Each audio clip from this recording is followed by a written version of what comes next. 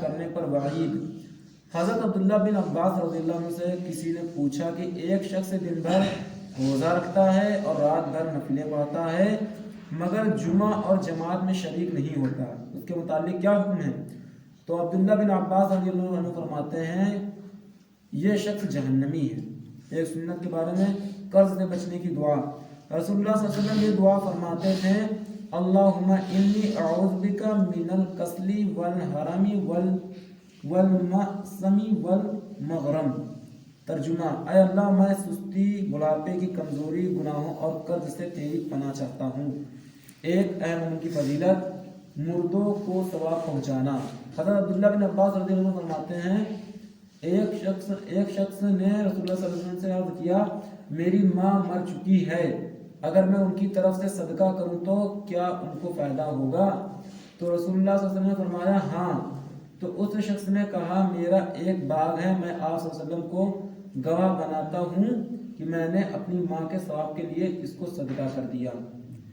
ایک گناہ کے بارے میں تنگی کے ڈر سے فیملی پلاننگ۔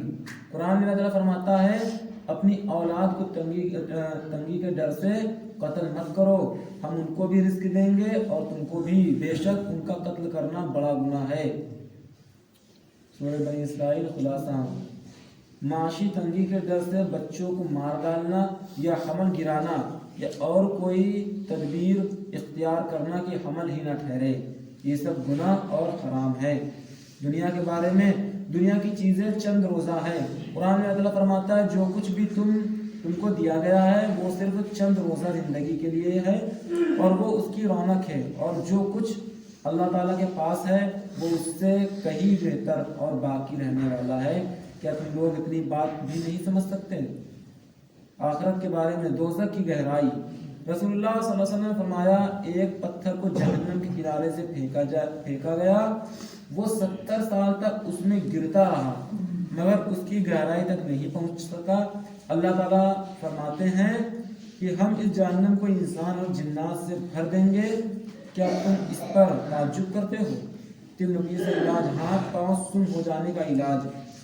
حضرت ابن عباس رضی اللہ عنہ کی موجودگی میں ایک شخص کا پاؤں سن ہو گیا تو انہوں نے فرمایا اپنے محبوب ترین شخص کو یاد کرو، اس نے کہا محمد صلی اللہ علیہ وسلم، پھر وہ ٹھیک ہو گئے۔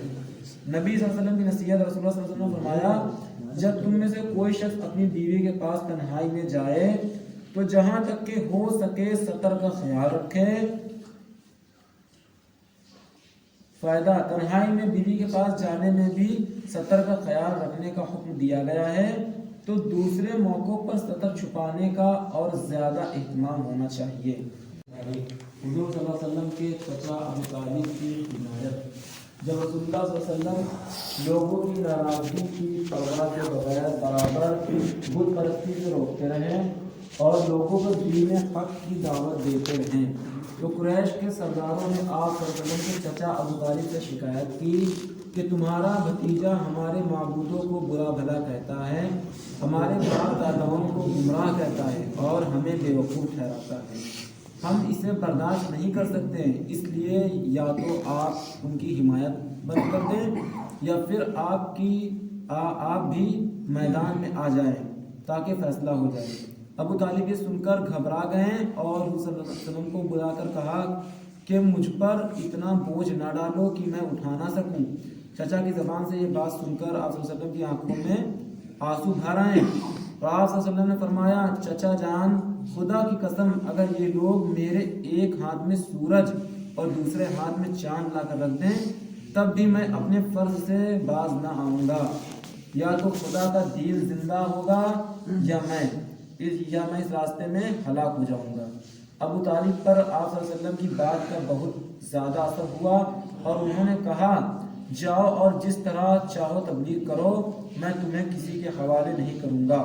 چنانچہ اسلام قبول نہ کرنے کے باوجود ابو طالب نے حضور صلی اللہ علیہ وسلم کا ساتھ دیا، یہاں تک کہ 3 سال قید میں بھی ساتھ رہے۔ رہائی کے بعد بھی آپ کی حمایت نے کمی نہیں کی۔ حضور صلی اللہ علیہ وسلم کا معجزہ، بدر میں قتل ہونے والوں کی پیشین گوئیاں۔ رسول اللہ علیہ وسلم کا یہ معجزہ ہے کہ بدر کے موقع پر جنگ شروع ہونے کے ایک دن پہلے رسول صلی اللہ علیہ وسلم نے ایک کافر کا نام لے کر جو بدر میں قتل ہونے والے تھے خبر دی کہ فلاں شخص فلاں جگہ قتل ہو کر گرے گا، چنانچہ جو جگہ جس کے لیے آپ صلی اللہ علیہ وسلم نے بیان فرمائی تھی وہ وہیں گرا۔ ایک فرض کے بارے میں جماعت کی پابندی نہ